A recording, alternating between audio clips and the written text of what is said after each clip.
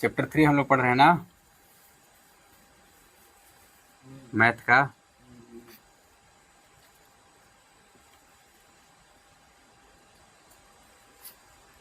इसमें हम लोग क्या क्या पढ़े हैं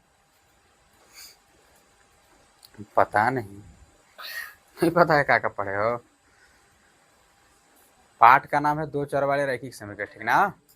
मतलब कि ऐसा समीकरण जिसमें दो चर हो और उसका घात कितना हो, दोनों चरों का एक हो, ठीक ना।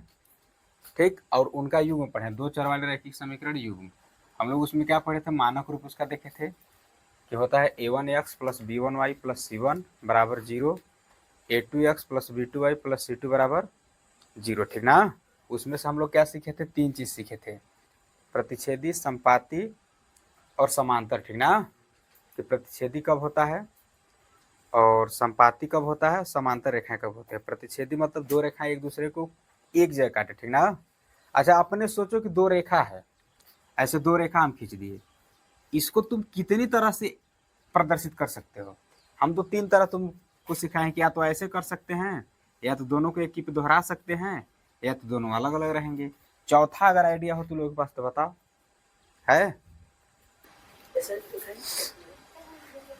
कर सकते हो बाबू।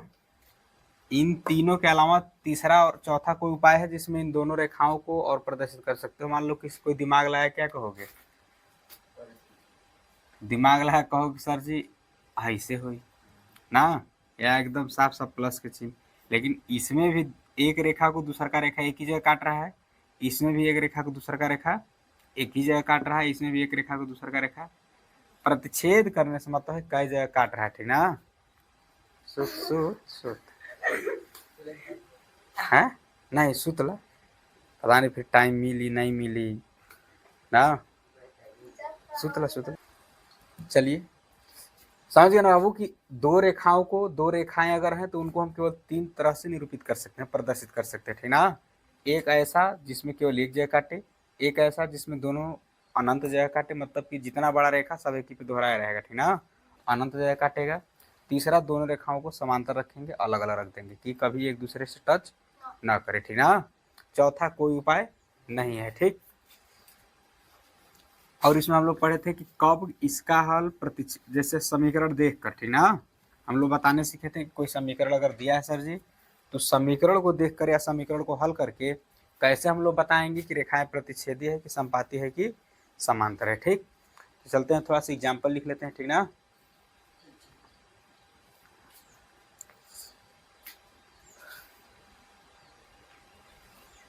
चलिए देखो इधर सवाल क्या है, कह रहा है देखो कह रहा है अनुपातों की तुलना ज्ञात कीजिए। अनुपात मतलब जो a1/a2 b1/b2 और c1/c2 जो अनुपात हम लोग कल सीखे हैं, ठीक ना, पिछले क्लास में, उसके बारे में कह रहा है कि अनुपात की तुलना करना है। उसके बाद क्या करना है कि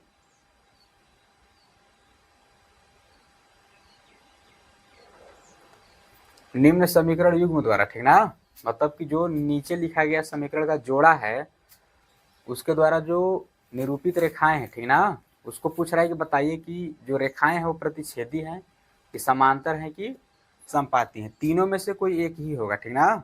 एक समीकरण, हम ही नहीं कह रहे कि तीनों एक ही हैं, ठीक ना। इसमें तीन सवाल दिया गया है, तीनों को हम लोग बारी बारी हल करके देखेंगे, ठीक।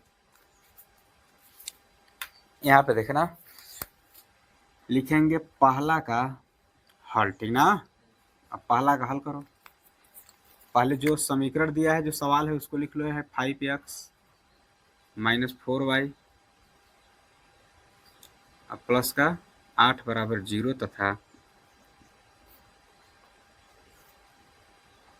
7x प्लस 6y और माइनस का 9 बराबर 0। यहाँ पे लिख दो a1x plus b1y plus c1 बराबर 0 तथा a2x plus b2y plus c2 बराबर 0 से तुलना करने पर ना, से तुलना करने पर, तुलना क्यों कर रहे हैं, ए बी सी का मान निकालने के लिए ना। यहाँ इसमें तुलना करके a1 b1 c1 का मान निकाल लेंगे, इसमें a2 b2 c2 का मान निकालेंगे।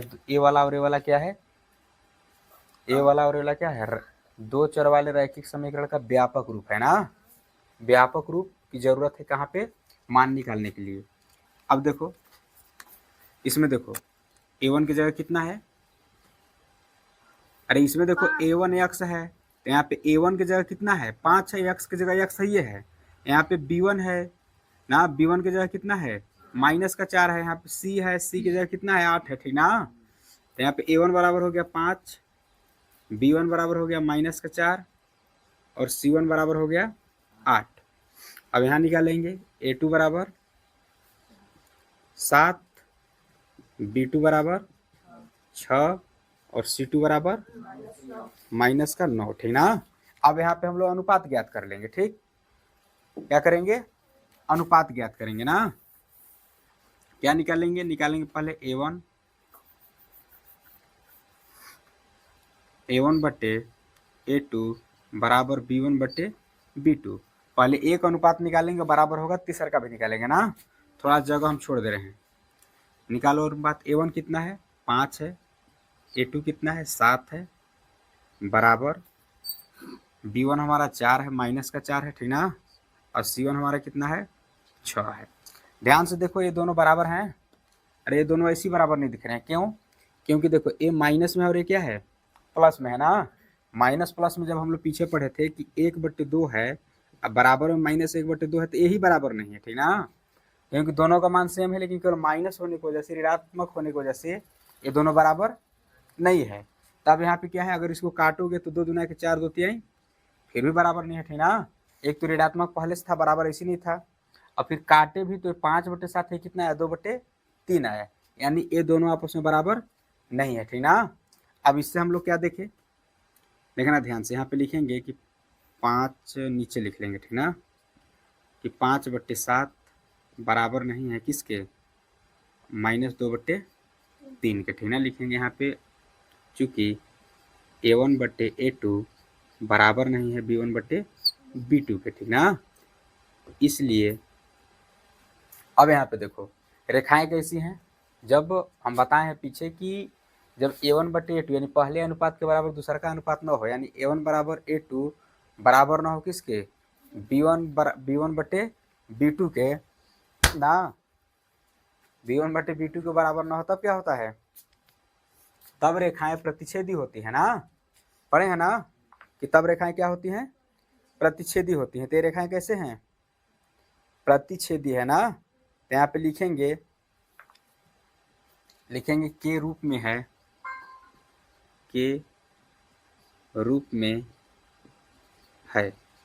फिर यहाँ पे लिखेंगे कि रेखाएं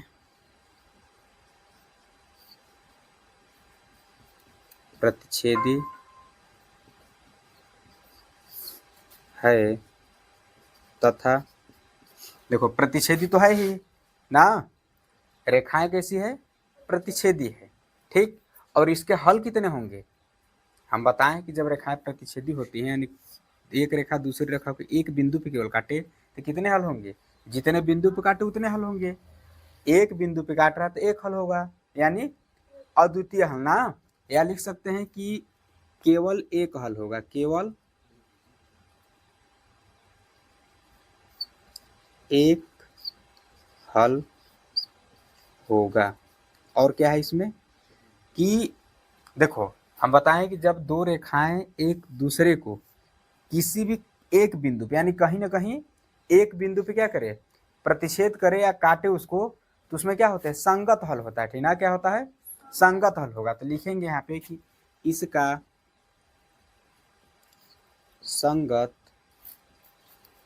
हल होगा, ठीक ना, हल होगा। देखो इतना अगर कर दिए तो सवाल कंप्लीट हो गया, कुछ नहीं किए हैं, एक बार फिर से देख लेना।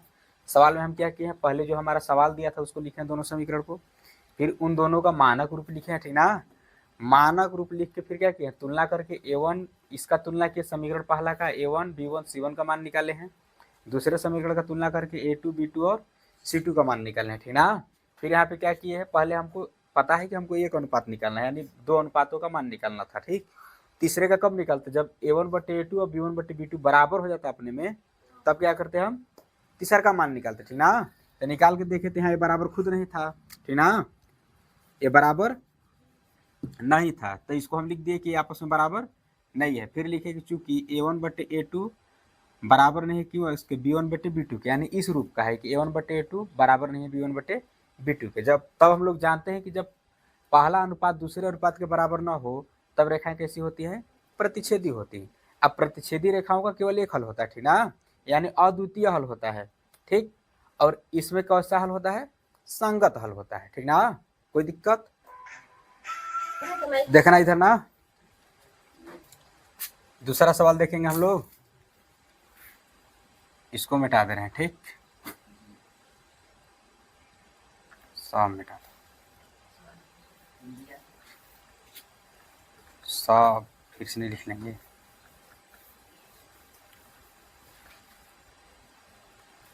देखना जो हम लोग लिखे थे पहला वाला हल, अब क्या लिखना है, दूसरा हल लिखना है ना। अब किसको हल करेंगे, दूसरा को हल करेंगे।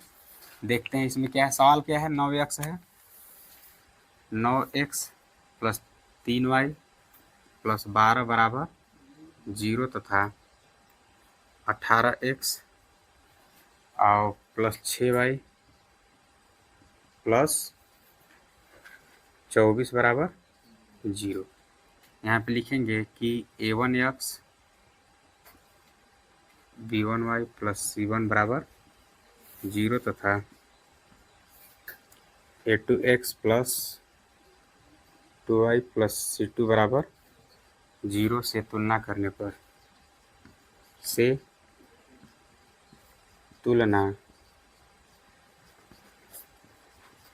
करने पर, तुलना कर दो, तुलना करके मान ज्ञात कर लो। मान कितना कितना है, देख लो। A1 का मान कितना है, A1 बराबर 9, B1 बराबर 3 और C1 बराबर 12, A2 बराबर 18, B2 बराबर 6 केवल ना। Y से कौन मतलब, चर राशि से हम लोग कोई मतलब नहीं है ना, उनका जो गुणांक है चर राशि उससे मतलब है। C2 बराबर 24। यहाँ पे अनुपात ज्ञात कर लो। आप लिखेंगे A1/A2 बराबर B1/B2, और थोड़ा जगह छोड़ देंगे ना, इसका मान लिख लेते हैं पहले कि आएगा कि नहीं। चलो यहाँ निकालेंगे। देखो A1 कितना है, 9 है, A2 18 है, B1 कितना है, 6 है, नहीं B1 3 है ना, B2 6 है। इसको काट के देखो, 9 एक कम, 9 दूना के 3 एक कम, 3 दूना के बराबर है ना। तो यहाँ पे आप क्या करेंगे, C1/C2 भी निकालेंगे। C1/C2 का मान कितना होगा, C1 है 12 और C2 है 24। काटेंगे तो 12 एक कम 12, 12 दूना के 24, यानी कितना आया, देखो 1/2 बराबर 1/2 बराबर 1/2 ना, यानी किस रूप का आया। लिखेंगे यहाँ पे चूंकि A1/A2 बराबर है B1/B2 फिर बराबर है C1/C2, यानी तीनों अनुपात आपस में क्या है, बराबर है। आप लिखेंगे के रूप का है, के रूप का है, ठीक ना, इस रूप का है। बस अब लिख थोड़ा सा हिंदी में, जब इस रूप का हो, तीनों अनुपात बराबर हो, तो हम लोग क्या पढ़े कि रेखाएं कैसी होती हैं, समपाती होती है ना। जब तीनों रेखाएं बराबर हो तो क्या हम लोग सीखे हैं कि एक दूसरे पे दोहराया हुआ है, ठीक ना। जब दोहराया हो तो क्या होगा, रेखाएं समपाती है तथा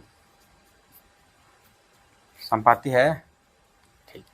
समपाती और क्या है, इसके कितने हल हैं, जब समपाती है तो अनेक हल होंगे ना। तो लिखेंगे कि अनेक,